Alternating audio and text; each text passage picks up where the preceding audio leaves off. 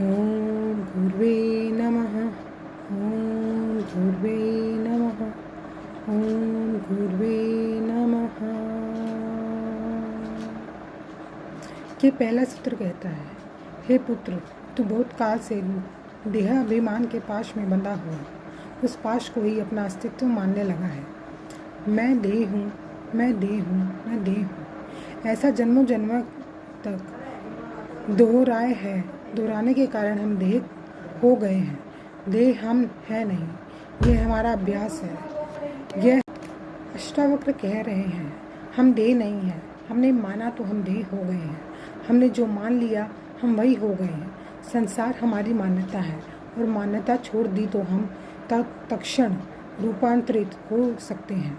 छोड़ने के लिए किसी यथार्थ को बदलना नहीं है, सिर्फ एक धारणा को छोड़ देना है। हम वस्तुतः अगर शरीर होते तो बदलाहट बड़ी मुश्किल थी। हम वस्तुतः शरीर नहीं हैं। हम वस्तुतः तो शरीर के भीतर छिपा जो चैतन्य है वही है, वह जो साक्षी दृष्टा है। उठा बोध की तलवार, मैं बोध रूप हूँ। उठा ऐसे भाव की तलवार और काट डाल इस धारणा को कि मैं देह हूँ, फिर तू सुखी है। सारे दुख देह के हैं। जन्म है, बीमारी है, बुढ़ापा है, मृत्यु है, सभी देह के हैं। देह के साथ तदात्म्य है तो देह की सारी पीड़ाओं के साथ भी तदात्म्य है।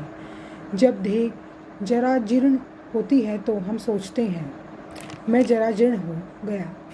जब देह बीमार होती है तो हम सोचते हैं मैं बीमार हो गया। जब देह मरण के निकट पहुंचती है तो हम घबराते हैं कि मैं मरा। मान्यता सिर्फ मान्यता। मैंने सुना है मुल्ला नसरुद्दीन एक रात सोया अपनी पत्नी के साथ। तब तक उसे कोई बेटा बेटी ना हुए थे और पत्नी को बड़ी आतुरता थी कि कोई बच्चा हो जाए।